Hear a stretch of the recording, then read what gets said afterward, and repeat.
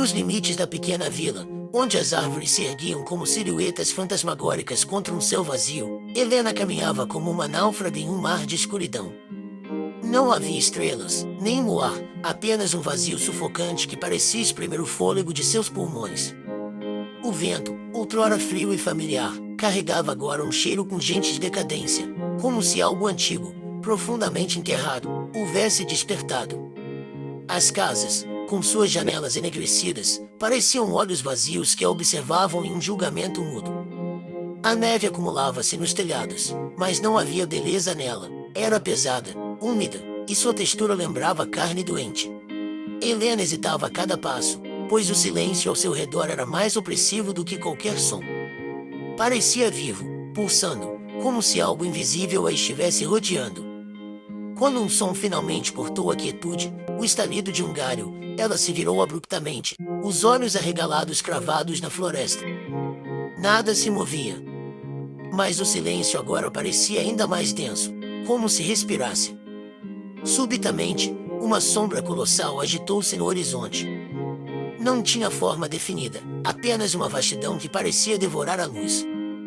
Não era uma criatura, era um vazio, uma ausência tão completa que fazia Helena sentir-se transparente, como se sua própria existência estivesse sendo arrancada aos poucos.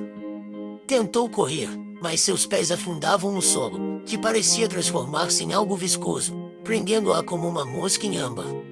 As árvores ao seu redor começaram a se contorcer, dobrando-se em ângulos impossíveis, como se fossem moldadas por mãos invisíveis. Seus galhos, que antes apontavam para o céu, agora pareciam estender-se na direção de Helena, famintos, ansiosos por tocá-la. Cada um sussurrava palavras que não pertenciam a nenhum idioma humano, mas que queimavam sua mente como brasas. O som das flautas veio então, suave no início, mas crescendo em intensidade até se transformar em uma cacofonia horrível.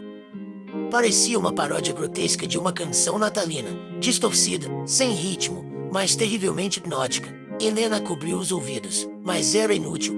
O som parecia vir de dentro dela, como se seu próprio sangue ressoasse aquela melodia infernal.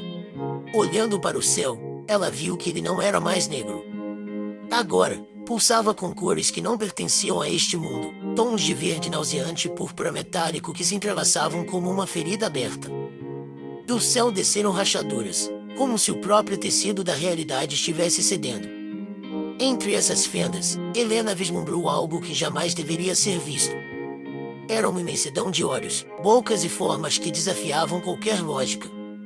O que estava do outro lado não era uma entidade, era a própria essência do caos, um horror que se derramava como uma maré negra. E, ainda assim, havia uma terrível beleza nisso, uma perfeição alienígena que fazia sua sanidade vacilar. Ela sentiu seu corpo ser puxado, suas pernas movendo-se contra sua vontade em direção à presença.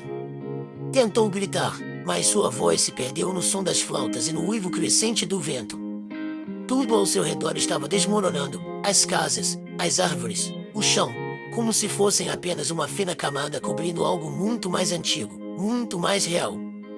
Quando Helena finalmente foi tomada pela sombra, uma paz horrível a invadiu.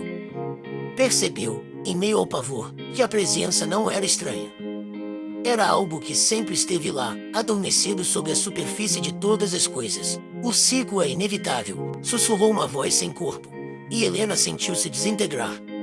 Mas não havia dor, apenas a certeza de que ela fazia parte de algo eterno. A vila desapareceu. O mundo desapareceu.